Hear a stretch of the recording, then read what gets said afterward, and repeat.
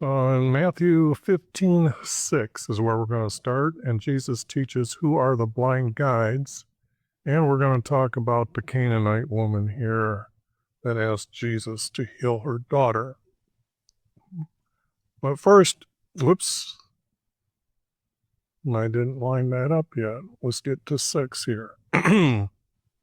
Okay. Now you got to remember what's going on here. Jesus is talking to the scribes or priests who are making up their own laws for the commandments. So he's going to continue here. And see, how come I have? Okay, they are not honoring their father and mother when they do what was just said. Let's see here. You have been, this would be their children talking to their father. Whoever says to their father or mother, anything of mine that you have been helped by has been given by me. It says by God, but, or to God, given to me to God. I used the word, I've added the words by me. And I'm still comfortable with that edit. Because the child would be more or less speaking for our Creator, and our Creator has no, the inheritance of a son is from his father, so a son is supposed to work, and so is the daughter, to promote the family. So here, this is what they were teaching, but you teach. So we need to continue with that thought. And Jesus says they are not honoring their father and mother. Thus you are undermined. Thus you undermined the word, not the word, but the commandment or commandments. He's speaking about one right now.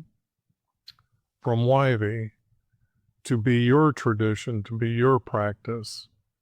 Then Jesus says, you hypocrites, Isaiah prophesied of you. Don't need these extra words. Okay, just checking the size of the text and things. And here you can see people honor me with their lips, or with their words, not their lips, but their words, but their hearts are far from me. In vain they worship me. And this is, Jesus is speaking about those that have transgressed the laws or changed our Creator's words. Their example, the priests at that time were acting as if they were still under the authority of our Creator, and yet they have this other practice unto another God. But the object is that this is what this means, is in vain they're sitting in my, or they're acting as if they're for me, but they aren't. And they are worshiping me, for they are teaching their but they are teaching their, should be, but they are teaching, but they teach their teachings against my commandments. Okay. Let's try to read all the words there. People will honor me with their words, but their hearts are far from me. I need to change this that, well, it would be, yes. People will honor me with their words, but their hearts are far from me. For in vain they worship me, but they, yeah, this needs to be changed to, but they teach their teachings against my commandments.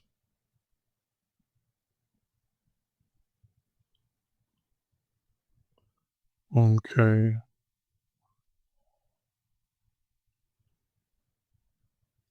Oh, I didn't bring that up yet. I have to go find that where I'm adding.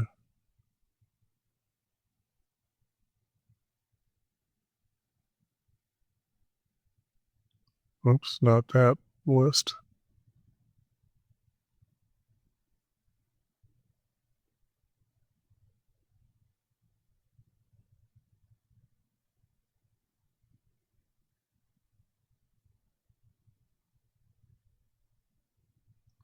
Where is that list? Okay, I'm going to put you on hold here for a second. Okay, I got that all straightened out there and already added it, so I can continue here. Multitude to crowd. Hear me.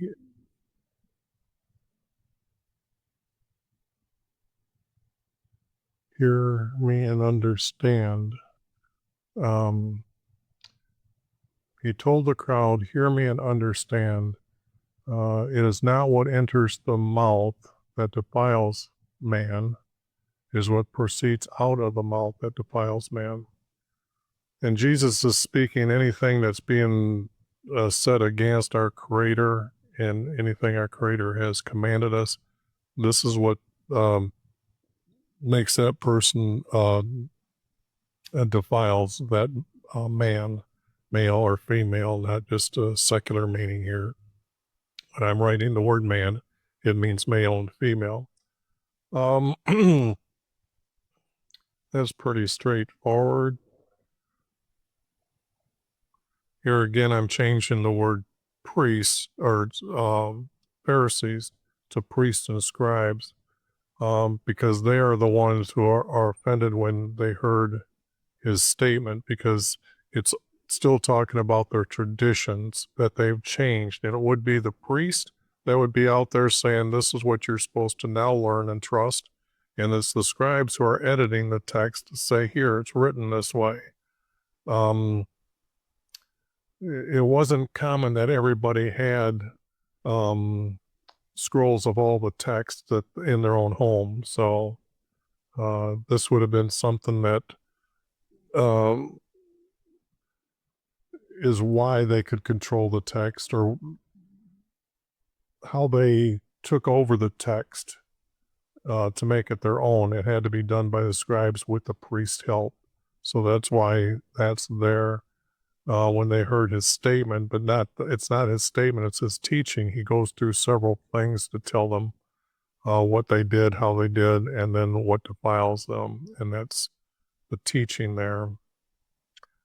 These are words that are can be removed, and a little bit of adding to clean up the text to make it read correctly.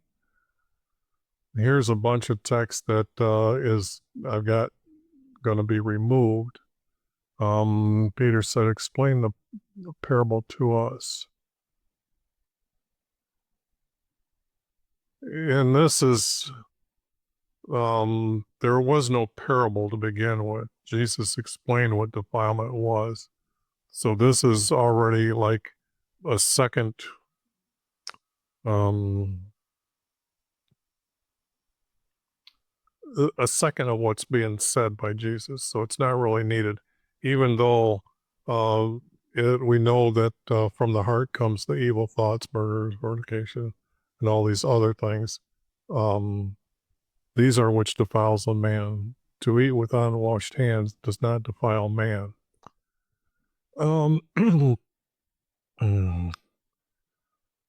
This is, I'm pretty sure that was covered, because it is talking about them being blind guides, blind males, both will fall into a pit.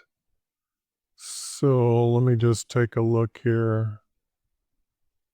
It is what is said that defiles a man. Yes. Okay. That pretty much covers everything here. Jesus is going to say.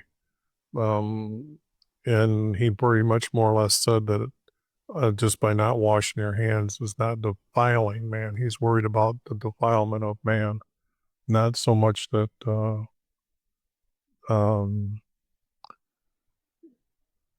them asking about the tradition that they're not doing the same thing as their forefathers taught them. They were in the field. I mean, were you going to wash your hands? Anyways, as Jesus was going from there, it says he withdrew to a district of Tyre and Sidon. Now, these are in, I believe, Lebanon or even higher, what we know as Syria today. Jesus never did that. Okay, to show you real quick. Jesus is going to say, he answered, I was sent to the tribes for Israel. So when Jesus is saying he sent to the tribes of Israel only, and our Creator said that's all he was going to be sent to, this is making both Jesus and our Creator a liar. So that has to be removed. Now, when it comes to the Canaanite woman, now, who were the Canaanites? Well, when Joshua was clearing out the promised land, they killed them off. They killed all the women, children, anything related to them, the men. They just went through and slaughtered them, and the rest of them fled. Now, that's almost, 1,500 years later. So there is no way that you can say that this is a Canaanite woman. Nobody would keep track of the descendants that far along.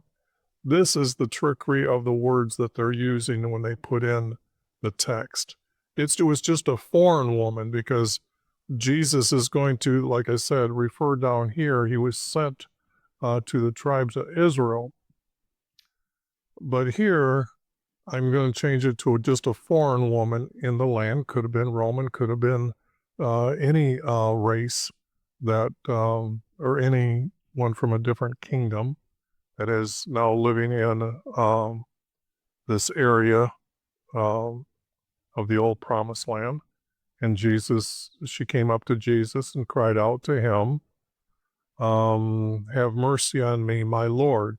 Now, this is very important what she's saying here. She called him his Lord, and then you are their son from David. I needed to add these words here because I needed the word there when I'm tying it to this foreign woman, their son from David. But she understands our Creator's law, okay? And that is key here. And my daughter has a demon, not a cruelly demon possessed. My daughter has a demon, okay? So here, Jesus did not answer her. And then we have a disciple, not disciples, ask him, shall I send her away? And then she was shouting after us. This doesn't need to be here. We already know that she has cried out to Jesus. So she's among the crowd, okay? And she's seeking help. So he answered, I was sent to the tribes from Israel, not house, but tribes. And this is Israel, Jacob, okay? But she came up to him and bowed down before him. Then she asked, my Lord, will you help me? See, she is acknowledging to Jesus that I've come to I believe our Creator, whom the Hebrews race teaches. And I also know about you as their son from David. And she knows he is to be a king, so she bows down before him. And his reply, is it not good to take your children's bread and throw it and give it to the dogs, and give it to the dog? Now, her answer is very truthful here. And it's not that she said, she answered, "My Lord." Again, she's recognizing Jesus as her King and Lord. Even a dog eats the food, not crumbs, but food falling from their table. And this is what I was saying, that she knows that Jesus has put her in a position as being the dog. And should Jesus give her the things that he's giving who he is sent to, was the descendants of Israel. And she recognizes that he's talking about a dog, and she's the dog. And then it's kind of like she answers that we are feeding off of what has been given to us from the table, that or the truths about our Creator. So then Jesus told her, "Your trust in me is great." Not your faith, but your trust in me is great. Meaning that she absolutely fully trusted that Jesus is who he is, promised by our Creator. And her daughter was healed. Not that it will be done as you wish. The word wish is not in the vocabulary. Neither is might or if, maybe. Those things are not in Jesus's vocabulary. So it's just that I've got written here, "Your trust in me is great," and her daughter was healed. So Jesus didn't not disobey our Creator here by only talking to Israel, the descendants. He's also presented with here a person that has followed everything our Creator has said, and it's also for those people now in different parts of the world. They're through the same thing here, that they will learn about our Creator, then they'll learn Jesus is their King, and he will let them enter into heaven. So it's very important that this has to be known and taught. How I just kind of went and explained a lot of what's going on here, because people aren't looking into the word dog and realizing that she recognized that when she was talking to him, because she's a foreigner. Okay. Not walked, not see Lake Gilly, and having gone up while he was walking up the hills, and he sat on a rock.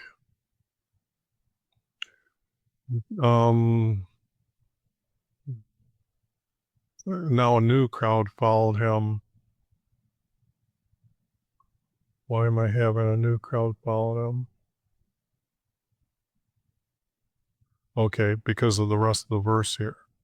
Now a new crowd followed him, and they brought their lame, crippled, blind, dumb, and he healed every one of them. Many were laying them down by his feet while he's sitting at the rock. Well, he was probably just touching them.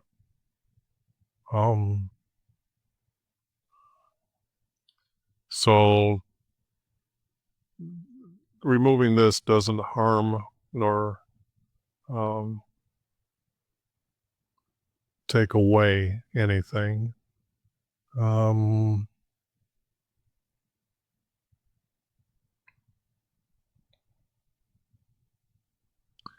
Laid them down by their feet. This would be just as if I'm seeing this as those that brought people on stretchers. They would put them before him like a line was being formed, or the crowd, one would take, another would come in, type of thing. So it's not really taken away. Jesus is going to heal every one of them. But yes, a new crowd came because the old crowd here, he was speaking to the priest about their defilement of what makes them bad by changing our Creator's laws. But at that time, it was that he was just teaching the people there. Now he's healing. So it has to have a new crowd that followed him to when he went up this hill. So along, let's see, from there, okay, he left there. Okay, yes, that's what I'm saying. He was walking from Lake Gili. Now here he was at a house before then, so it might need to add the text here that he was at a house by Lake Gili. I don't want to go backwards in this, but like I've already told you how many times verses are out of place and just pasted together. Needed to add the word heal them, because this is just describing what was going on. And they praised YV. It doesn't need to say that we already know these are what Jesus does. So the thing here is he healed them no matter what they had. So whatever you can think even beyond this, he was healing them. And they can't glorify our Creator, okay? Nobody can do that. So I changed the word glorified to praised. Why? Then they started bowing towards heaven and praising our Creator. Then Jesus called out to him and told him, okay, he's going to feed more people again. So this is the second crowd he's going to feed. Because, yeah, Jesus doesn't have to announce that he felt compassion for this crowd because some have remained with me now through the daylight. Okay, so some in the crowd he's acknowledging that came with him even after he left Lake Gili. Okay.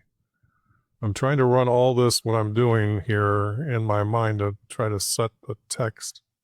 So when I'm editing it here, you understand why I'm thinking is why I'm editing. And I have to do this just to remind myself what I edited to. So there's a twofold here. He's just saying they had nothing to eat. I did not want them. Like Jesus didn't want to wish. I was just explaining that Jesus doesn't wish. He knows what's going on. He knows everything is caused by our Creator. So I didn't want them to send them away hungry. Not that the least faint on the way. If you don't have food for a day, you aren't fainting. You're just awfully hungry. So,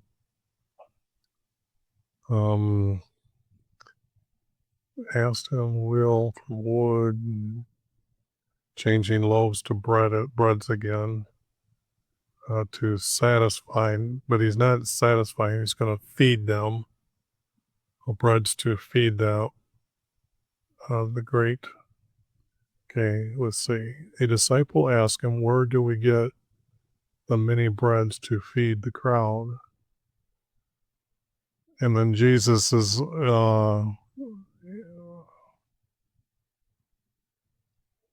because Jesus knows what's going on. I could say Jesus answered here, but I'm just going to say Jesus said it this time because he already knows what's going to going on.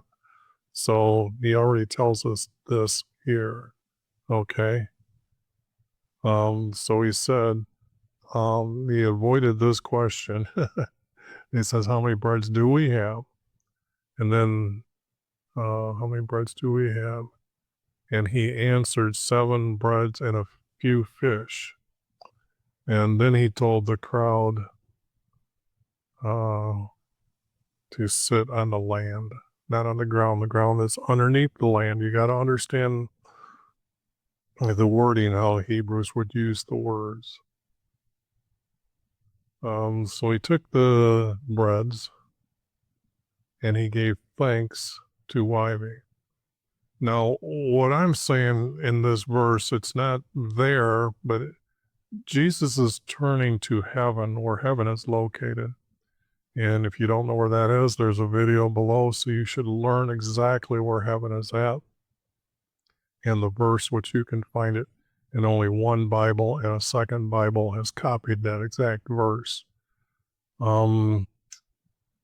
He's turning towards heaven, and he's asking our Creator, well,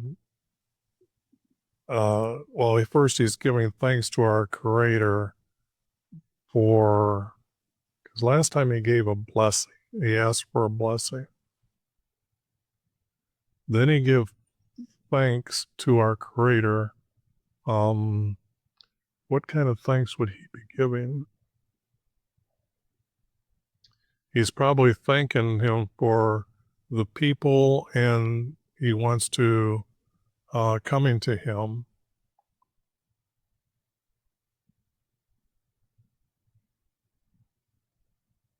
And pretty much more, because when it said he gave thanks, it's just not that he said thank you. There's going to be these words that Jesus said that weren't all written down, but the sum of the words he gave thanks to YV. And it was probably more or less Jesus saying, thank you for giving your children, these children to me, to be in my kingdom, but they are hungry, and I want to feed them with what I have here with bread and fish. And then he broke them up, and he gave them to his disciples to give to the crowd. Not all, everyone ate, and they picked up what was left over in baskets. And I'm thinking again about the word baskets, why I have this highlighted. Last time when they had, where did they get the baskets? Okay, that's the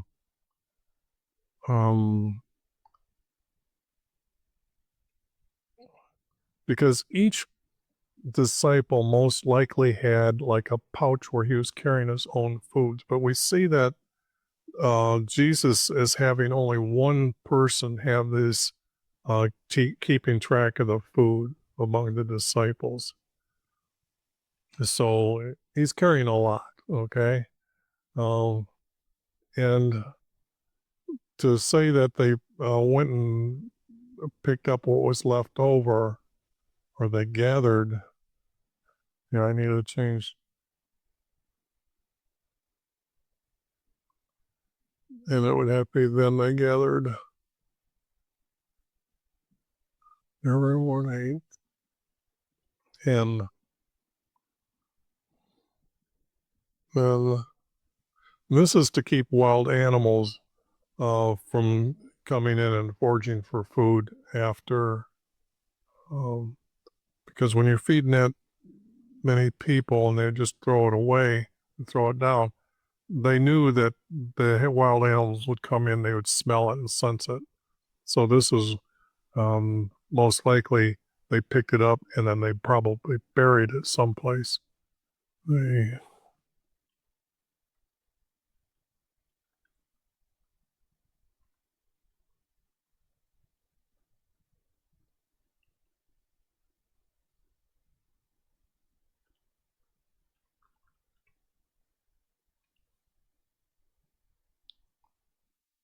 okay.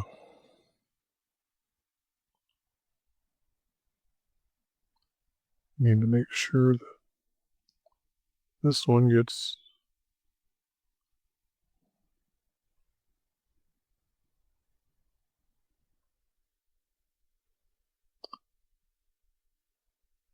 Okay, what kind of time we got here? Okay.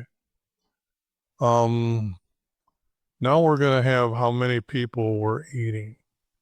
Now, I can't say that the word thousands is true, okay? But what I can say is that there might have been 400. There wouldn't have been 4,000. Let's put it this way. I put on, when I worked, we had potluck dinners, and I put and I was kind of the organizer of those for probably 10, 12 years. And it grew from like 30 people in an apartment to I think it was 90 people at all the departments and all the trades together. And then I had to go organize another department. So there was probably close to, I would say, 110 people. And that is a massive amount of food. So what Jesus is doing is supplying just something to satisfy their hunger. It wasn't so that they ate a whole meal, okay? And to do 4,000, that would have been impossible. The time that it takes to walk around to 4,000 people is just not possible. There were 400. I think even the word four needs to be adjusted. But right now, I'm cutting it down to 400 because 1,000 is just the wrong word right now. Because when the text gets together, I'll have a greater sense of how many people. Because you got to remember, these people that are being healed, they're going to be leaving. Okay, they're going to be around. The people that brought them, they're going to be around. So 400 does sound very reasonable. And it doesn't need to be said, men besides women and children. 4,000 men besides women. And there was 4,000 or 400 people there.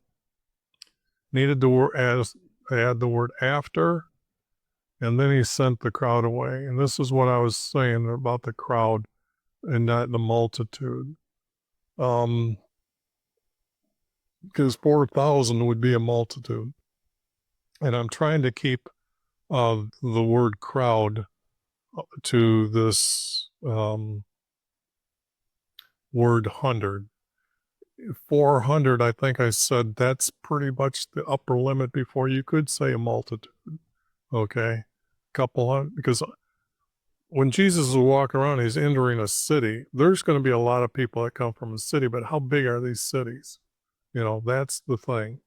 And then just like we learned that when he came back to one city, they came out again for him. So they aren't all coming out to him. Okay? So after they hear about this healing powers, yeah, they're going to come out the second time because it was too far for them to travel. Jesus was continually walking. He had 1 year to do everything here, from the first year to the next of the year, to have this favorable year of our Lord. And that's our Creator's prophecy. After sending them away, they got into a boat and went to our region. Now it says this here place. Now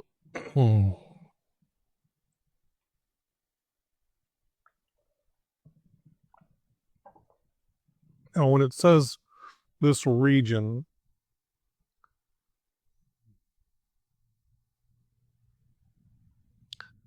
these are the only regions that have governors, okay?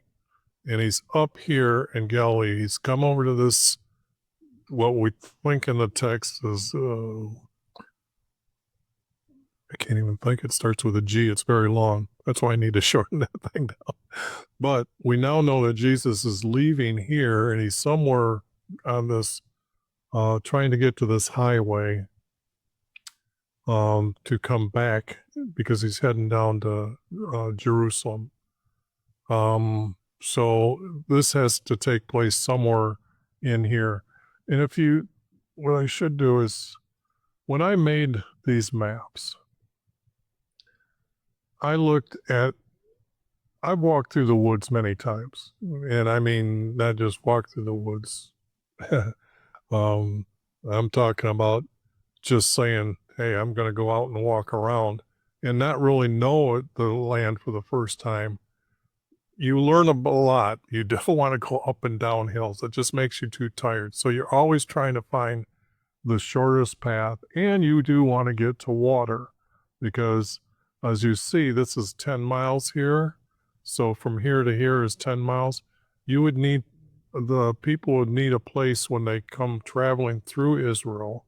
Because remember, you got to think of how many people were going down to, even at the time of Egypt, to trade and bring it back. And this path here is known as the highway. It was one road that they took back and forth. So when you read the word highway in your Bible, now you understand that this is a road that's been around a long time. And you'd have to think of, because you can see these are higher structures, so I've got these as how to get through to the shortest path. And then the flat plain, you wouldn't want to go up and down this hill to get to the water. This would be the quickest water. And then the road would be traveling through here. And then you can see that they had to have the shortest path through the up and down, though. And then this is like a plateau of hills, so they had to come through this way. Remember, this is a desert, and Israel is a hill country, so it's kind of got all these hills here, and then it falls off quickly here, and the rest of it goes here. But this depth goes down almost as deeper than it is high, okay, from the sea level. So this is the highway, and we got Jesus traveling along here when he's being met by people or when he healed people. So, okay, I was just shocked that I didn't see the timer move, and I'm thinking, hey, I paused you guys a long time ago. I'd have to redo this video. Let me get the screen so I can see it without any problem. Okay. They got into their boat and they went to our region. Now,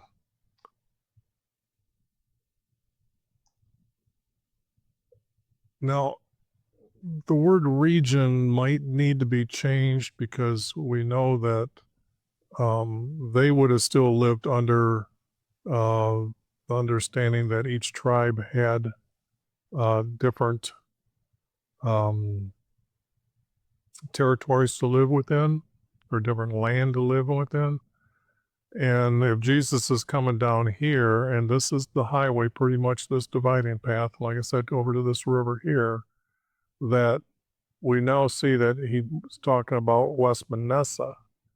Now, why am I saying that? It's because if this writer is writing, he's now telling us where Jesus is going, okay? So it's very interesting to me when I see that after they got into a boat and they went to our region.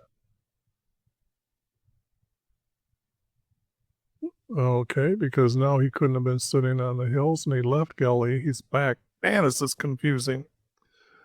I just remembered when I read they got into a boat, they went to their region. So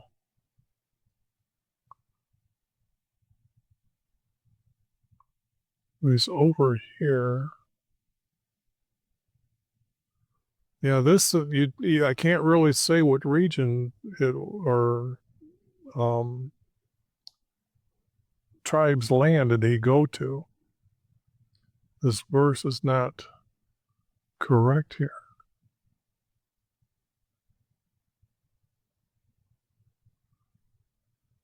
Okay.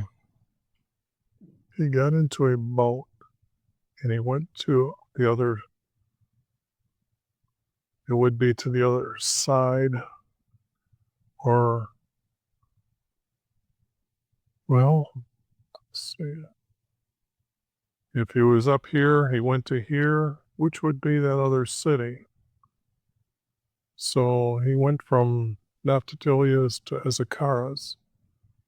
I have to keep that all in mind, but that's after he got into the boat, he went to the other area.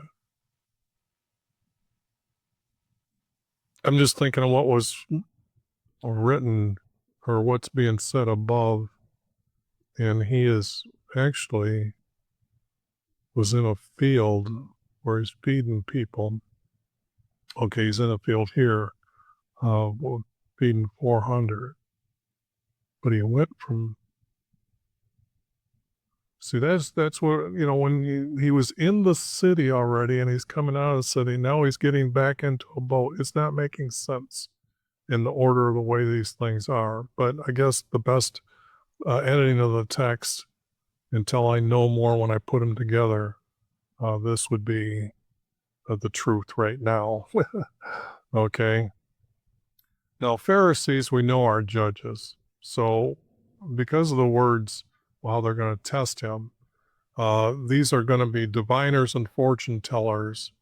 Ask him for a sign in heaven, to show them a sign, show them his sign.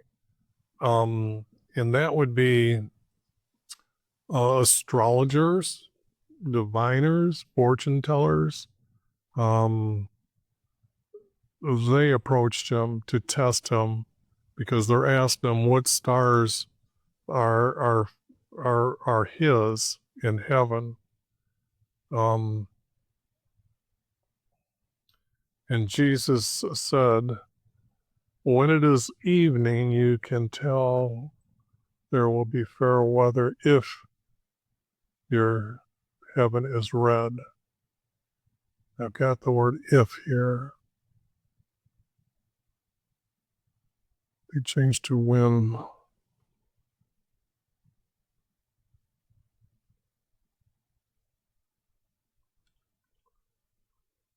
Now you noticed here that I'm using the word heaven. There are 3 heavens, okay? Where the birds fly is the first heaven. The stars are the second heaven, and where our Creator lives in his heaven. So there's 3 heavens, and they're relating it to the space and then the existence, okay? And actually the stars' motion that they see creates this mountain, Mount Zion, and our Creator lives above the North Star. So now you know where heaven is located.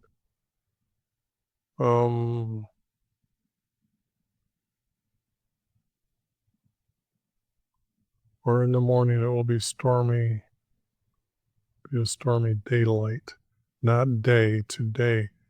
Jesus knows the difference between a day, daylight, and night. Daylight and night are a day.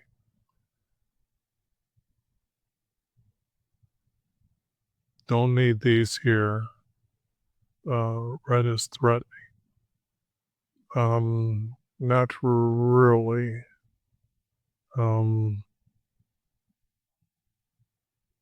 Because it's fair weather here. Sky red is threatening. So that's counter of what's being said here. So you can't have that. And not discern, but you judge. Like I said, limited amount of vocabulary. Let's keep it to a small vocabulary. By appearance of your heaven. But you cannot foretell by stars for my days. So Jesus is telling them there is no signs by the stars that you can see or know about when Jesus was to come. That was something our Creator has decided and kept away from everybody. If we actually realize what the text was, Jesus was teaching us before, that he was hidden from even everyone in heaven of his days on earth. So, okay, I'm going to say this is the last one for this video. He's just saying that there's no signs.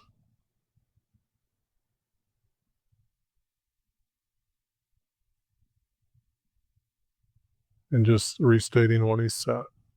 So, and I put these 2 verses together, so you'll see a note like this when I had to combine them.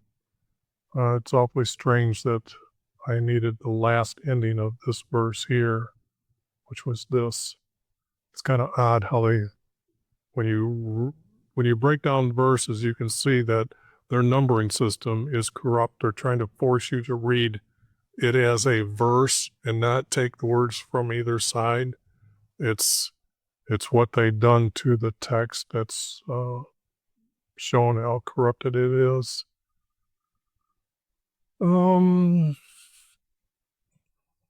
Yep, that'll be the end.